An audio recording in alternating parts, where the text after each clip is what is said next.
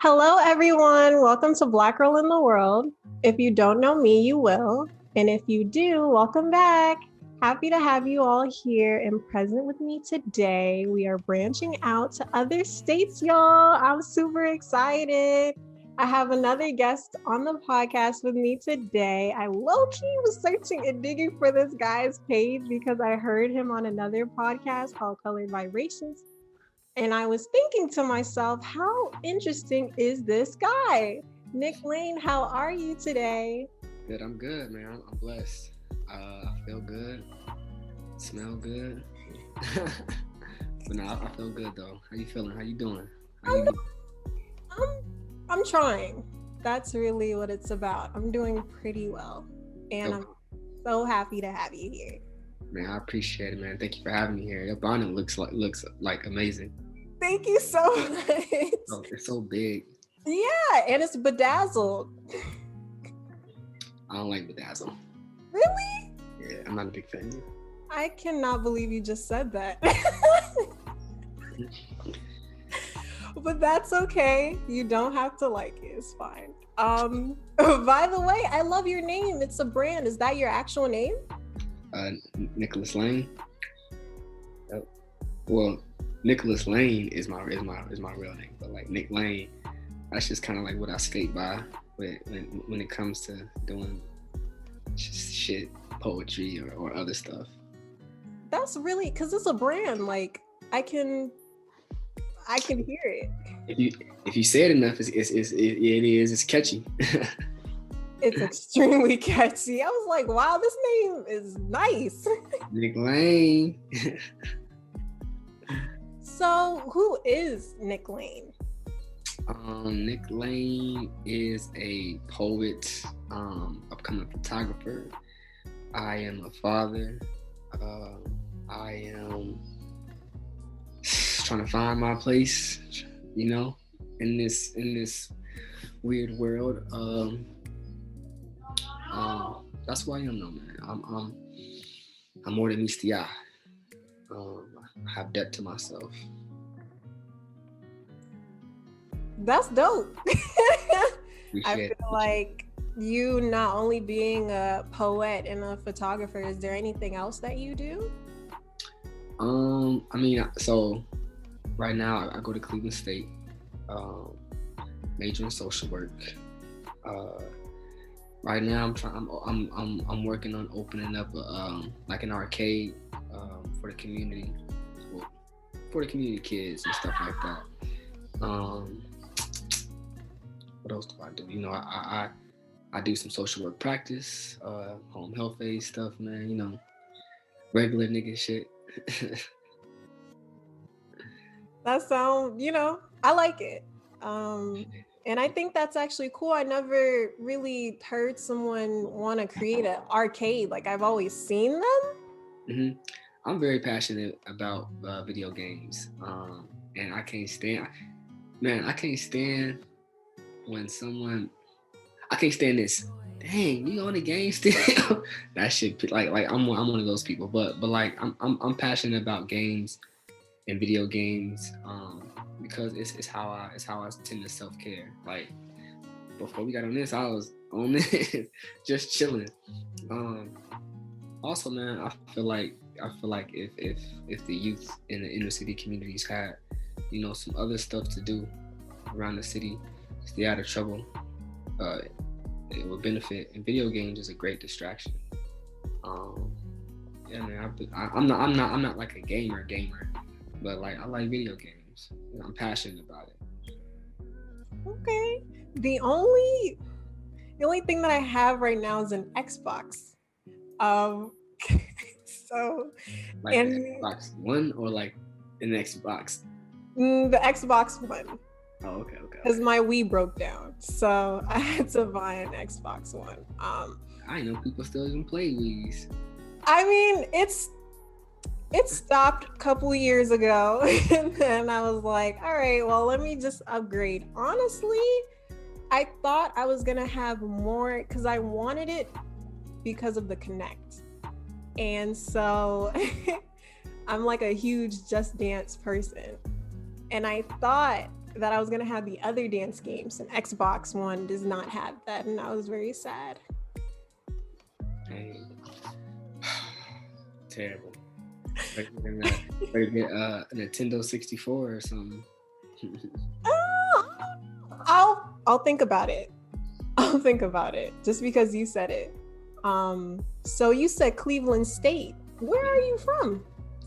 So I was born in Texas, but I currently reside in Akron, Ohio.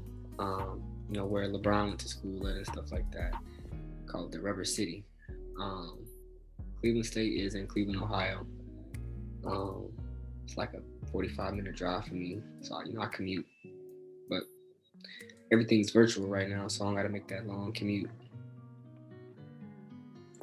I mean, that's really dope.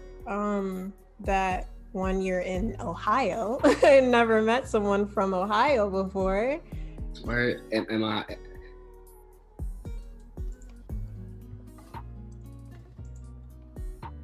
I am so sorry.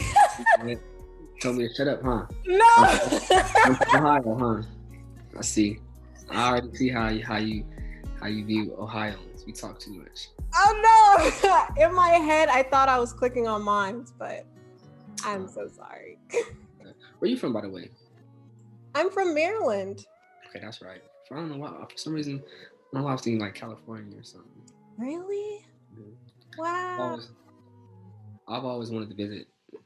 Wanted to go to like some museums out there. Yeah, DC is pretty entertaining when you want to be on this side. Maryland has some pretty good stuff, but you have to like search it up. Like Maryland can seem like it's a boring state, but we actually have some pretty cool things. Man, I'm happy now. If I come up there and I'm bored as hell, I'm like, man, I can't believe she lied to me. Some pretty cool things. You gotta search it up. You can't just show up confused. You might have to just show me, man, so I won't have to, waste no time. Just show me around. I'll let you know. Okay.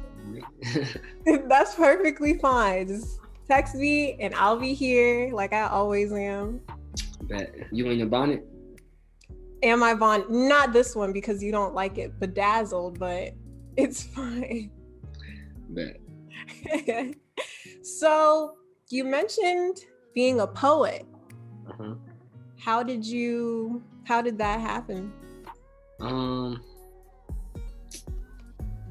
wish I had some glorious story to tell you, but for real, my mom, I started listening to her old Jill Scott CDs, man. I fell in love with her, and man, Jill Scott was just expressing her love for poetry, and I'm just like, dang, man, I'm feeling it. I love it.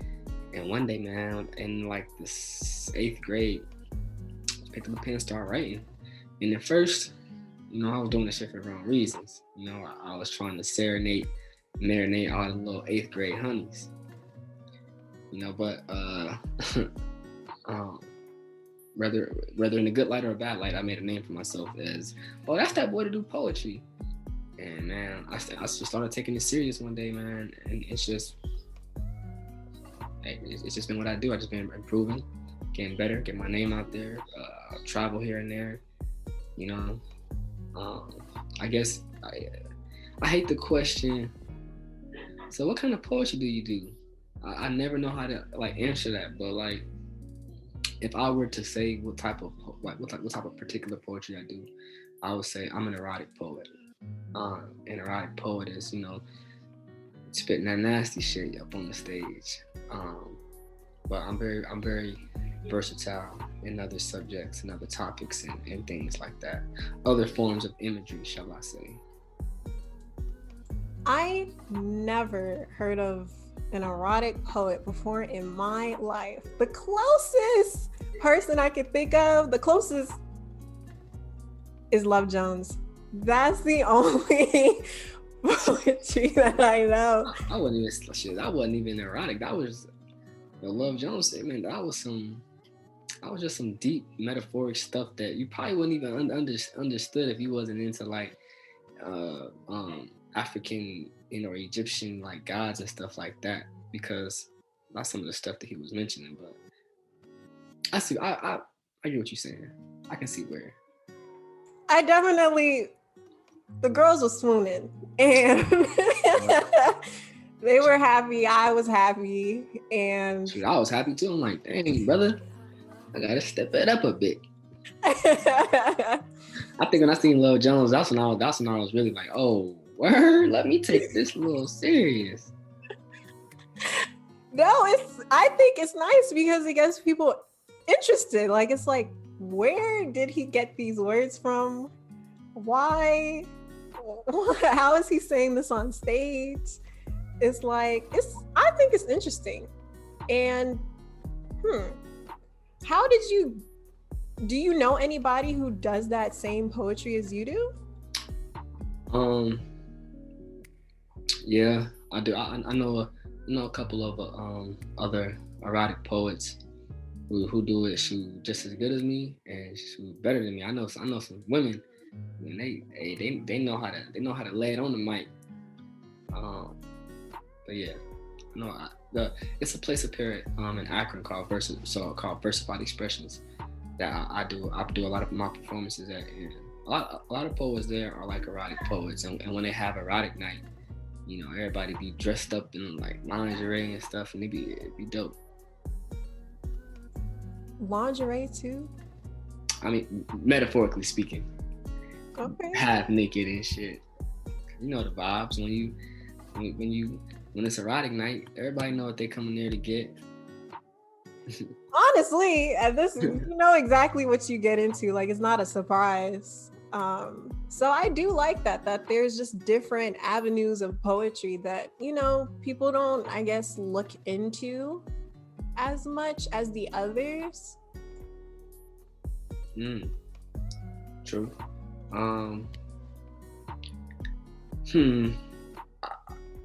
And I would say, just because like it's hard to be good at. Not everybody has necessarily, and this is no shade on like any other poets, but like it just takes, man, it takes a particular grip that you have to have on the audience when you're spitting, you know, erotic poetry, because, you know, people tend to like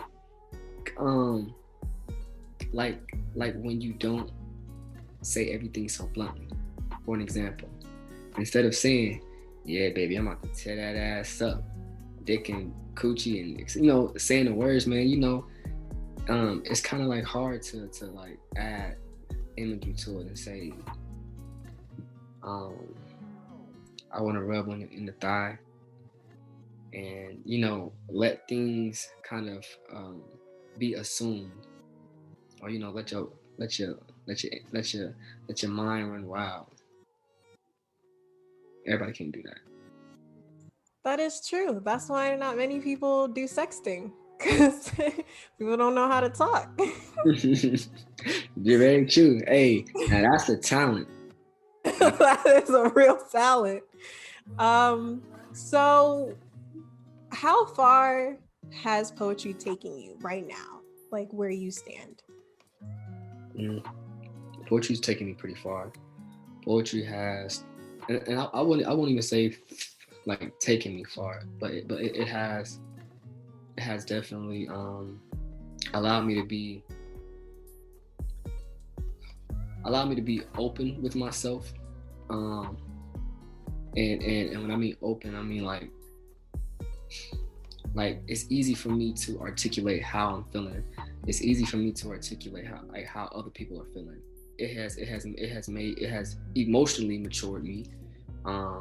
Aside from it being like a really great, you know, stress reliever or like self-care habit that I do, poetry has brought me to many places and have introduced many different business partners and friends, man. Like the community, like the artistic community for one, and then the poetry community is just so beautiful, man. Like I've met some really artistic people, some really beautiful, soulful people. Poetry has humbled me Poetry has brought me a lot of things that I don't think I would have got without it. Like like those little vitamins and stuff that you take that you wouldn't get if you didn't take it because you don't know why you're not getting it. And that's kind of like what poetry has done for me. Not necessarily where it has brought me, but like the things that it has given, both personally and like figuratively. I respect that. I love that side of the community in terms of how artistic people are, because I mean, that really shows a lot of creativity. You network and people are introducing you to different things. Like you just introduced me to some things. And I have a lot of friends who are artists in terms of like musical artists. And they've taught me so much. Like it's just amazing to see like different areas of poetry, art, culture, just to see how like your peers, I guess, change the narrative and make something theirs. So I think it's amazing. Man, it's beautiful. Definitely. I love that. So, do you have a favorite poem of yours? Do you know any? I do. I have one that's currently my favorite, and I'm working on one that's going to be my favorite. I do. Okay, I see. Would you share a little bit of? For sure. That's cool. I'm going to share this one. It's called Heavenly Gardens by Nick Lane. You remind me of shooting stars, the way your skin glistens like a lake beneath the sunset. You know, I drink the sunlight from your skin, pick the stars from which fell from falling skies into your blemishes, out from your pores that make you blissful, me wishful upon those very same shooting stars that were said to be starless, never ever to shoot again. You know, I guess that's why you're one of them. I guess, you know, that's why you tend to twinkle in places. Skin soft, silk like almond milk, silkier. You make the Milky Way milkier. We live by the sun, fuck up under its counterpart. That's right, you make the moon insecure. The universe is clearly your sister. The depth of your beauty is as deep as the abyss. Your passion, and I'm in love with your bliss. Crimson light kisses all kept crisp. Those curvaceous curves need kosher. You know I got hands made to hold them just like holsters. Or use them to pin and hold you to my bedroom wall with the rest of my bedroom posters. Legs and all over my shoulders. You have no use for limelight. See, the way you shine bright, it's as if you ate glitter for breakfast. Nah, we don't conquer the world. We're too busy conquering worlds as if we were never slaves. No surfboards, no hands, and we don't hang 10 or ride Kamehameha highways, but instead we vibrate at the same indelible frequency. I call that an ultralight beam. Plus the way our bodies become celestial and the way our vibes stream. I told you to show me your mind, so we took a walk in the garden, and I became vegan. You got a majestic flower. Look, I know I be hollering, but you can get all of my pollen. We took a walk in your garden, and I seen your internal metamorphosis where my metaphors could metamorph insecurities into the deepest of metamorphic purities. My craft becomes deadly when I'm inspired by you. My pen becomes a sword when I'm speaking, when I'm writing about you. And my tongue becomes a lethal weapon when I'm writing about you. I ain't nobody's love poet, but when I do talk about love, it has to revolve around you. You told me to show you my mind, so I had to read you this. I call it my heavenly gardens for my heavenly bliss. Thank you. That was beautiful. Thank you. I loved it. Appreciate I'm so sorry for yelling, but that was beautiful. Thank you. Thank you. Oh, no wonder that's your favorite. A lot of imagery, a lot of just painted pictures. Yes, I love it. How can you recite like from memory? Like how? Rehearse, practice like anything else. And then like when I'm writing it, I'm saying it over and over and over so many times. I love it. Does the crowd love it too? Yeah, they do. I think it's amazing. Um, so what do you want your legacy to look like? I want my legacy to look inspirational, to look like, like I cared, like I gave a damn about my life and other people's lives. Like you feel me? Like I want people to know that, I wanted to give back.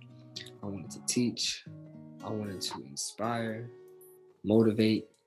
I want my legacy to look like, if legacy was a person, it would be Batman. Batman. Okay. You care to elaborate? Batman just a bad mod. He out of everybody in DC, I would say Batman. His personality, his quick judgment, decision making. Batman is just the baddest. No real particular reason. It's just that Batman just tends to just stand out. He just stands out to me as a character. I want my legacy to stand out as a legacy. I love that. And I hope that Ohio sees it and the rest of the world sees it, because you have a talent. Hey, I appreciate you. Yo, you helping Maryland see it, and anybody else, outside of the state see it. So I appreciate it. Of course. I try my best, because I just think other people, even outside the DMV, we all gotta connect. So some way, somehow. Exactly. So I'm glad, and I hope that your people see it and my people see it and share it with their people. Most definitely. It's gonna happen. It better happen. But thank you so much, Nick, for being here and for just being amazing, and keep on writing your poetry. And I hope that arcade that you want to build will be phenomenal. I appreciate it. I hope you and all your endeavors blossom and bloom. I hope this connection right here continues, and I hope your podcast does phenomenal. Thank you so much. It's all good. Hey, so thank you. If you guys reached to the end of this episode, I really appreciate it. Share with your family and your friends and whatnot. Better share with your family and friends. Thank you again, Nick, and be safe going home. If you're not home, then yeah. Of course. All right, y'all. Well, bye.